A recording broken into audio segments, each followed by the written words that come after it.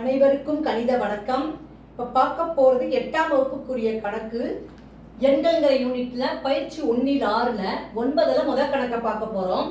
எண்ணை திட்ட வடிவில் எழுதுக அப்படின்னு சொல்லி கணக்கு கொடுக்கப்பட்டிருக்கேன். இந்த கணக்கை நான் எடுத்து எழுதிட்டேன். இப்போ முதல் ஸ்டெப்பு நம்ம என்ன செய்ய போகிறோம்னு பாருங்க. 8 பெருக்கல் 10 4 நான் 1 போட்டு 4 பூஜ்ஜியத்தை போட்டுக்கிறோம். அடுத்து ப்ளஸ் 7 பெருக்கல் 3 10 3 3 பூஜ்ஜியத்தை போட்டுக்கிறோம். அடுத்து பிளஸ் 6 பெருக்கல் 10 2 1 போட்டு 2 பூஜ்ஜியத்தை சேர்த்துக்கிறோம். பிளஸ் 5 இன்ட்டு 10 1 அப்போ 10 மட்டும் போட்டுக்கிறோம், ஒரே ஒரு பூஜ்ஜியம். அடுத்து பிளஸ் 2 இன்ட்டு 1 பெருக்குனா 2 பிளஸ் 4 பெருக்கல் 10 எவ்வளோ இருக்கு 2 இருக்கு, அப்போ 1/2 பூஜ்ஜியத்தை போட்டுக்கிறோம்.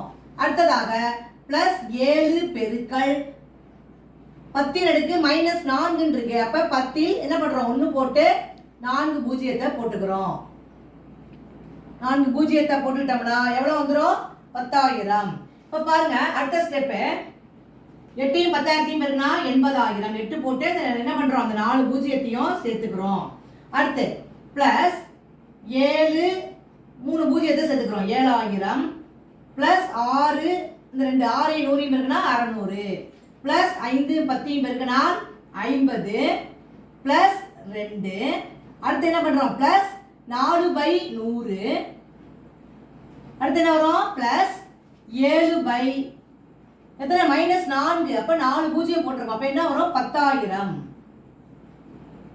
இத மாதிரி போட்டுட்டோம். அடுத்த ஸ்டெப்பை இப்ப ஆன்சர் எடுத்து எழுத போறோம். 80,000 7,000 600 52 இருக்கு.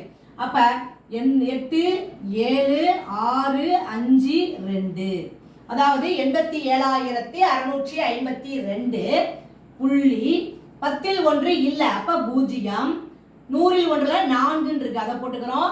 அடுத்து 1000ல இல்ல, அப்புறம் 10,000ல 7.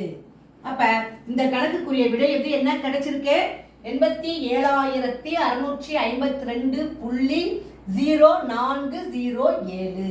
இதான் என்ன பண்ணிருக்கோம் திட்ட வடிவில் எழுதி இருக்கிறோம். புரிஞ்சுங்களா?